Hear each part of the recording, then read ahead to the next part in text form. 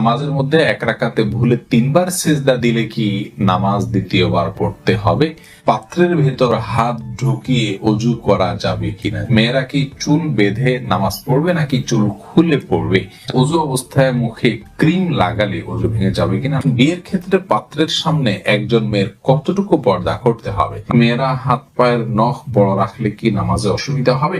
ওযু করতে গিয়ে ওযু ভঙ্গের কোনো কারণ ঘটলে নতুন করে ওযু শুরু করতে হবে কি না?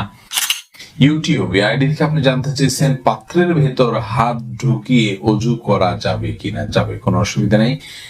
তবে এক্ষেত্রে হাতে কোষ করে পানি নিয়ে আগে হাতটাকে 3 বার পানি নিয়ে হাতটা ভালো করে ধুয়ে নিয়ে তারপরে আপনি ওযু করবেন, এটা হলো সুন্নাহ।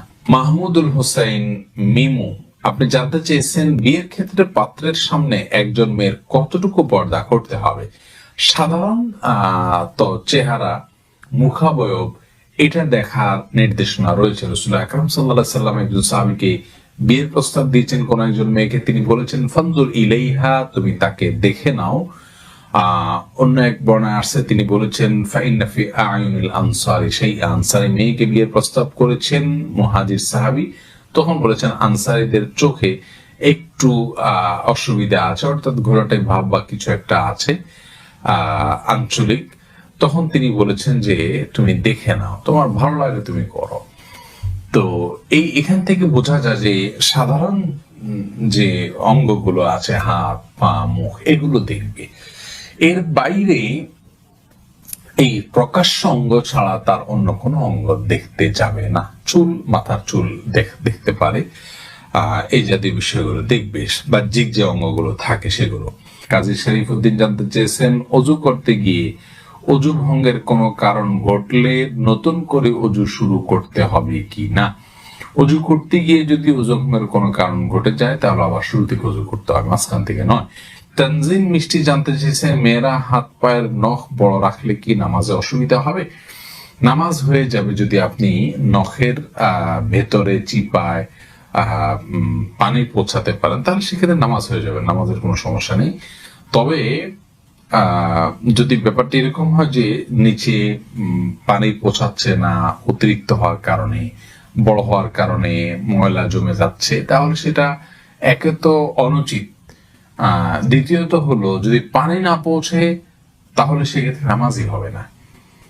যেমন নখ যদি বের হয়ে থাকে তাহলে তলার অংশতে পানি পৌঁছাইতে হবে, কারণ বাইরে হয়ে আছে, ওইটা আপনার দৃশ্যমান অংশ হয়ে গেল, অতএব ওখানে পানি পৌঁছাইতে হবে। বিধায় সেখানে আপনাকে পানি পৌঁছাটা নিশ্চিত করতে হবে। যদি করেন তাহলে সেক্ষেত্রে নামাজ হয়ে যাবে, কিন্তু এরকম করাটা অনুচিত। রাকিব বিসিএফ আপনি আইডি থেকে জানতে চেয়েছেন ওযু অবস্থায় মুখে ক্রিম লাগালে ওযু ভেঙে যাবে কিনা? না, ভাঙবে না। সালাত আদায় করলে হবে কিনা? হয়ে যাবে। মুকসেদ আলী জানতে চেয়েছেন মেয়েরা কি চুল বেঁধে নামাজ পড়বে নাকি চুল খুলে পড়বে? এক্ষেত্রে ইসলাম শরিয়ার বিশেষ কোনো নির্দেশনা নেই যে মেয়েরা চুল বেঁধে পড়তে হবে বা খুলে পড়তে হবে, স্বাধীনতা রয়েছে। আপনি চাইলে বেঁধে পড়তে পারেন, চাইলে খুলে পড়তে পারেন। হ্যাঁ, যে বিষয়টা আপনার খেয়াল করতে হবে তা হলো আপনার চুল যেন প্রদর্শিত না হয়, যেন ঢাকা থাকে কাপড় চোপড় কোনো কিছু দিয়ে, বাস এটা আপনাকে লক্ষ্য রাখতে হবে। আপনার কাপড়ের ভিতরে চুলটা কি বাঁধা না খোলা, এটাতে কিছু আসা যায় না। হ্যাঁ, খুলে রাখলে যদি আপনার নামাজে ডিস্টার্ব হয়, রুকু সিজদা গেলে সেটা আপনার ঝামেলার কারণ হয়, তাহলে সেক্ষেত্রে অবশ্যই বেঁধে রাখা উত্তম। কিন্তু বাঁধা খোলার জন্য আলাদা কোনো নির্দেশনা ইসলামে নাই, ঢেকে রাখাটা হলো মৌলিক নির্দেশনা। এরপরে নাসরিন আখি আপনি জানতে চেয়েছেন নামাজের মধ্যে এক রাকাতে ভুলে 3 বার সিজদা দিলে কি নামাজ দ্বিতীয়বার পড়তে হবে? নামাজের মধ্যে এক রাকাতে ভুলে 3 বার সিজদা দিলে আপনাকে শেষে সিজদা সহু করলে নামাজ হয়ে যাবে ইনশাআল্লাহ।